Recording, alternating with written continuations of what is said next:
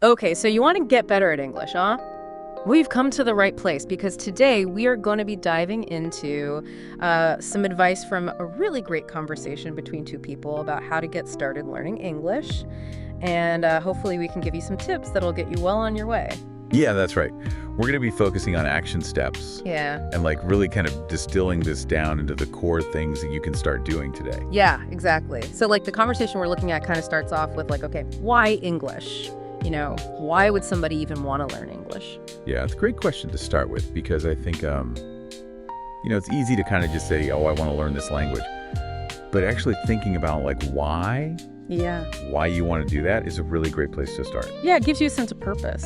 Exactly. Right. And they talk about how it's the global language. Yeah. It can be used for business, for travel, for education. Yeah. It really unlocks a lot of doors for people. Absolutely. Yeah. So I think that's a really good motivating factor for people. Yeah. So they're talking about, okay, so, English is important. You want to learn it.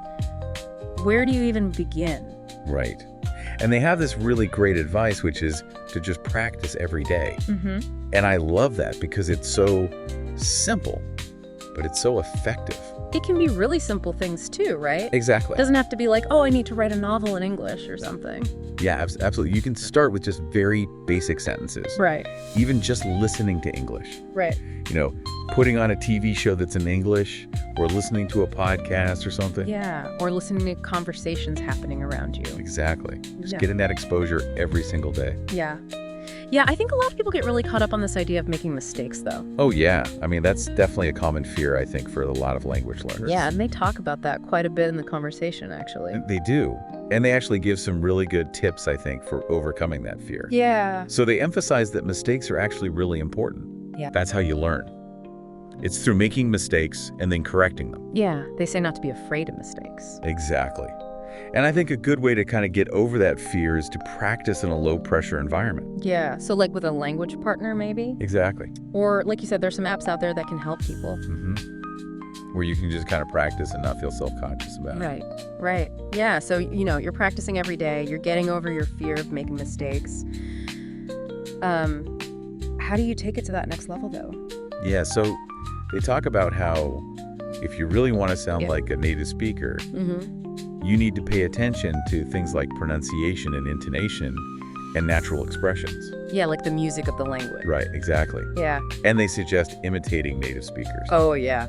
So listening to how they say things and trying to copy that. Yeah, almost shadowing them. Exactly. Yeah. And then also using subtitles when you're watching TV shows or movies. Yeah. So you can see how the words are written. And how they're spoken. Right. Yeah. Exactly. Yeah, so it's practice every day, don't be afraid to make mistakes, and then really start to fine-tune your ear. Focus on the details. Yeah. So if you had to pick one area of English learning that you're most interested in, or that you find the most challenging, what would it be? Ooh, that's a really interesting question. I think for me personally, it would probably be pronunciation, Yeah. because I think that's something that can really make a big difference in how you're perceived as a speaker. Yeah. It can make you sound more confident. Right. And it can also help you to be understood more easily. Absolutely.